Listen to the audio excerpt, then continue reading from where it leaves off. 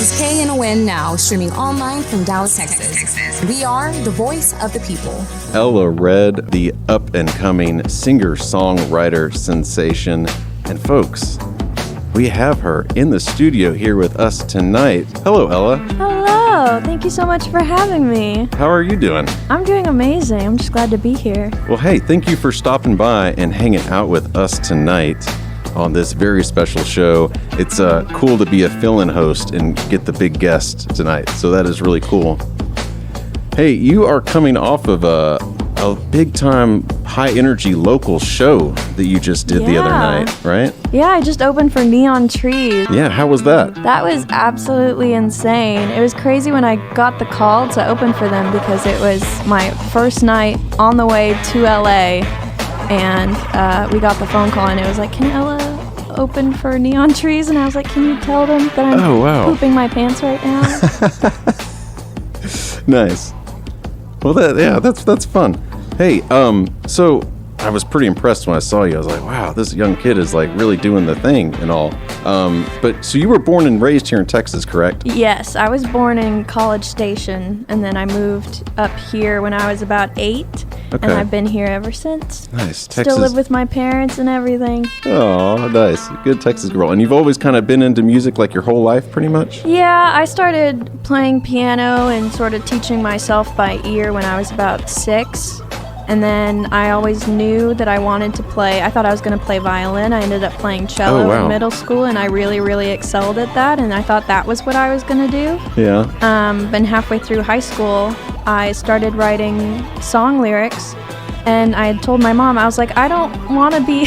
This is so funny saying it now. I don't want to be an artist. I don't want to be like on stage. Oh, yeah? I just want to write the songs. And she was like, wow. you could just be a songwriter. And I was like, that's a thing? You can just write songs? It's true. And of course, that's not how it worked out, because I started writing songs. And in order to get your name out there, you kind of have to be an artist. And then I started the artist thing, and now I don't want to stop. So. Okay. Wow. So yeah, it was songwriting then that got you into it. Yeah. So what makes one sit down and be like, I'm just going to write a song? Like, how did that happen? Mental illness. Oh, really? That was because the first song I wrote was on the back of an algebra test, probably sophomore, junior year. Okay. And I was like in the middle of a test, and I was so stressed, and I was so upset. And so the entire back of the page, I just started writing, and it was this long, long song I called Teenage Mind. And I hope one day I can release it, because it's a really good song, I think, and it touches on some really important topics, but that was how it all started. Wow, okay. So that is not what I expected you to say, to be completely honest. Wow. Well, hey, so we just heard your one track, that banger. I was like, hey, this is really good. We were talking about it before, Representative. How did you write that thing? When did that happen?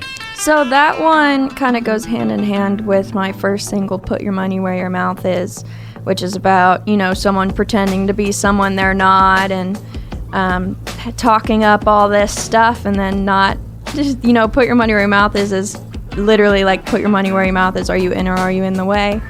And Representative kind of goes hand in hand with that, with thinking you know someone, and months or even years later realizing that it wasn't them, it was just their representative. Yeah, that is a pretty profound thing, and to figure that out at such a young age about people, that is definitely interesting. Hey, so you mentioned Put Your Money Where Your Mouth Is, which is one of the tracks that got a lot of radio play, right? Yes, that was my first song that I released, and it immediately went to radio like the day it came out. Oh, wow. And okay. That was what sort of started everything. Nice. Well, I do know that you have a really popular song that's kind of blown up on the internet and kind of gone viral. Yes. I Like You Best, which the first opening line of that, I dig that. It's printed on some of your merch and stuff. So is that like the big track right now for you, kind of? That is the big track that's currently out. I have a lot of new music that I've been working on that I'm so excited to share, that kind of goes into more deep things with existentiality and mental health, and a lot more deeper topics that I'm really, really excited to share. Okay. But that one is the big one that's out, and it's funny that you mentioned the merch, because it has the main line, like, I like you best, And then on the back of the shirt, it says, I don't know if I'm allowed to say. Yeah, go ahead. Okay. We're good over here. Okay. It says, I like you best on the front, and then on the back, it has in parentheses, when your head's between my legs. Yeah. And my parents fought me so hard on putting that on the shirt. And I was like, no, you have to finish it. You have to commit. If I'm going to do it, I have to do it all the way. Yeah. And so many people loved having that on the back there. But at the same time, there were some people who were like, I can't wait to wear this at work. And I was like, did you read the back? Do you know what is on the back? Yeah. So, hey, it's still a radio-friendly song. So, Technically, yeah. We got yeah. some pushback, I think, whenever we did our radio tour. But back in July, that was all the way back in July last year. But technically, radio-friendly. Well, hey, I know you're going to play a song for us, but I have some quick little music questions for you if you want to play along. Yeah. So, as a singer, I'm wondering, what is your favorite song to, sing? And I don't mean, your own song, but, say our listener out there in Radioland's driving down the road and they're stuck in traffic here in Dallas and they look over and bopping around in the car next to him is Ella Red. What is the song you're singing? Well, it's probably me listening to my own unreleased music. Oh, okay. I honestly don't. I drive in silence, which a lot of people call me psychotic for. I know. You're looking at me like I'm psychotic. I know. No, okay. So, yeah, for real. That is time when one can do, their best thinking and kind of clear one's mind, as opposed to... Yeah, I was reading a book. I started reading The Artist's Way, and she had said in the book that a lot of these artists and profound thinkers do their best work when they're driving and they're in the car because of the repetitive action that comes with it. Same thing within the shower. You're doing a lot of repetitive action, and that's your best time to think. And so that's... I have a song I just finished working on called He Asked For It, which will be coming out probably later this year or next year. Okay. And I wrote the verses for that completely in the car, just on my drives between home and the studio. So that's how it happens, and that's how I did a lot of my songs too, was just sitting in the car and driving and being like, oh, I guess I have to finish this song that I started writing, so I'll just get it out right now. Well, that's good. Yeah. But if I guess I would probably be listening to a Billie Eilish song in the car. Okay. I love Birds of a Feather. Yeah. That one. Lunch. All of everything from her new album. I'll probably be listening to that. Cool. If you could bring any musician ever back from the dead, but you had to kill a living musician to do it. No. Who would you pick? I can't kill anybody. Oh no. I don't know. There's so much, my immediate thought is not who I would bring back. It's who could I deign to kill? Because there's... I always find it interesting when I ask that question, which side the person answers first. Yeah.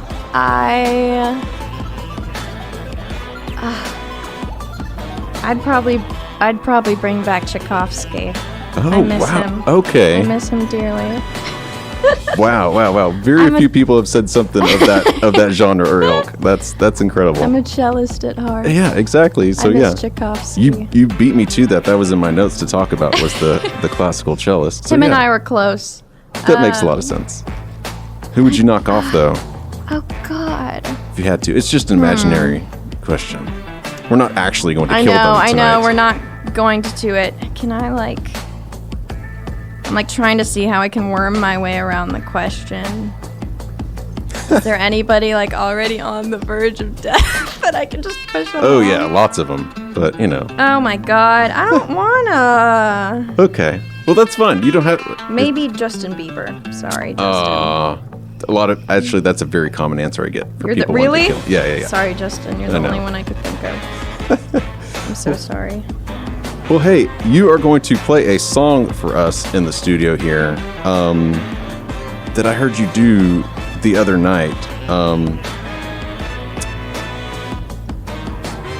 What is that song you're going to play for us? That song is Sticks and Stones. That one's about mental health, specifically in relationships. And so when you were writing this song, what were you going through? Or maybe that's not the right way to phrase it. Maybe it's not something that's in the past tense, so to speak. But what do you struggle with? I struggle with a lot of. I was on probably 5 different medications when I wrote the song. I'm not medicated at all anymore. Proud to say. That's excellent. I'm off medication now, but good for you. I contribute that a lot to my partner and my boyfriend, who's been with me the last 2.5 years and who I wrote the song for and about. I played a lot of cello in this song, and while I was playing the cello, I was actually sobbing in the recording for this song. And a lot of the time when I was singing, I was in the studio, and my producer would have to just wait for me to stop crying because him and I were he was trying to help me through this one patch, and I was, in the moment trying to get through this one patch and still trying to record this song at the same time because the grind never stops and you have to work still. Yeah. And so this one I wrote because I was in a very different place whenever him and I met, and I was, having panic attacks, and I was on all these different medications. I was on antipsychotic meds. I was on antidepressant, anti-anxiety, anti-seizure even. Just all these different medications and all of these different things going on, and I didn't know how to deal with it. And my only way to cope and deal with a lot of things has been through music and through writing songs. And so that's how Sticks and Stones came to be, because he was there through all of it, and he still is. Oh, man, that's amazing. Ella, we'll go ahead and play that one for us. Folks, Ella Red and Sticks and Stones for you guys tonight on Altered and KNON now.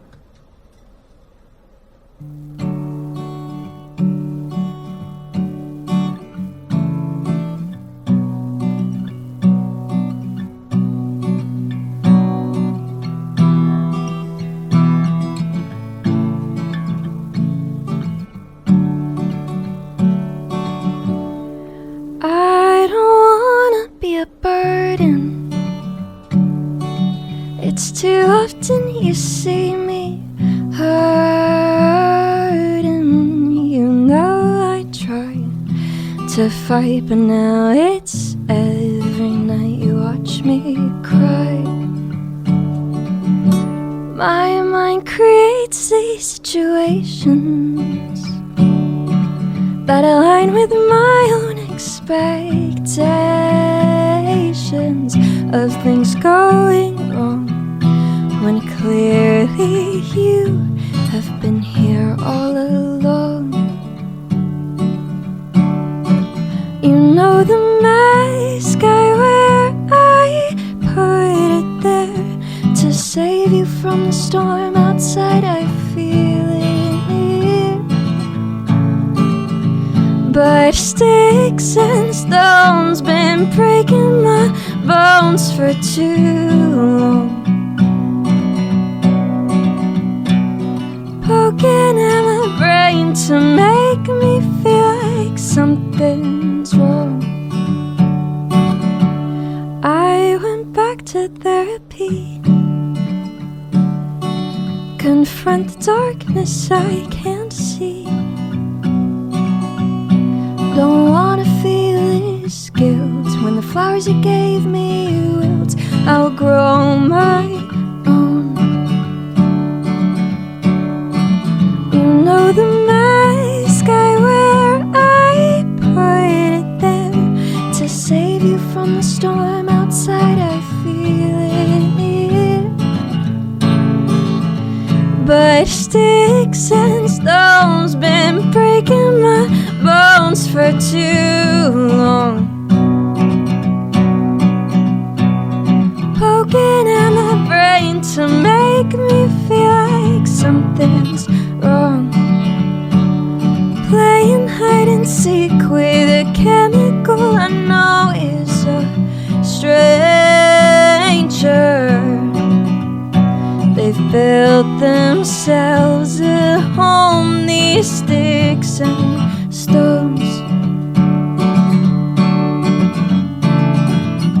Every time I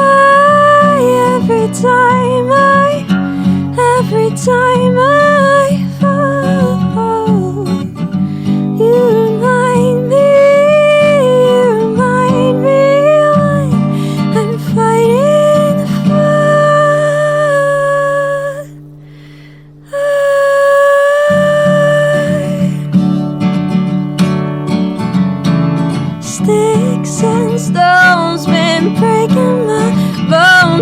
too low,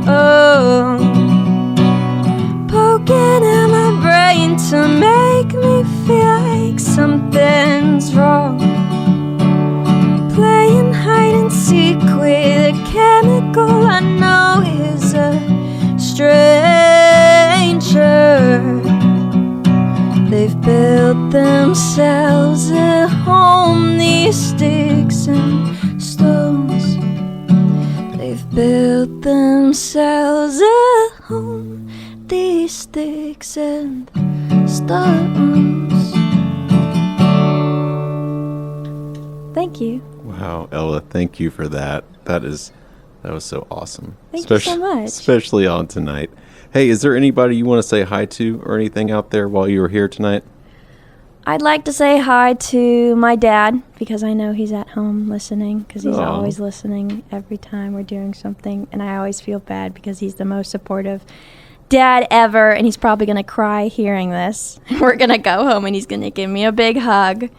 He also sells my merch at every show, every hometown show. And yeah. With I Like You Best, I get a lot of comments saying, your dad must be so disappointed. My dad wears my merch around the house and around town. He is the proudest dad in the world of what I'm doing. So that's awesome, Ella. Hi, Dad.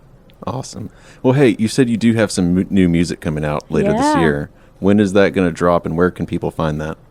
I have my first song back releasing in June, which I don't think I'm allowed to say which one. I'm not sure. But once that'll be my first release in almost a year. So everyone has been asking me, like, when are you dropping the next song? Stop talking about I Like You Best. When's the next song coming? And so it's coming in June. Okay. Which will be followed after release, and maybe an album, my first album. Oh, wow. So lots and lots and lots of really, really amazing music coming, and I'm so, so excited about it. Okay. And where can people find your music and follow you? They can find me anywhere at Ella Red. If you follow me on Instagram, that's where I am the most active. I post on my stories daily, and I respond to messages and comments. You can find my music on Spotify or wherever you stream your music. Just Ella Red, ELLARED, like the color.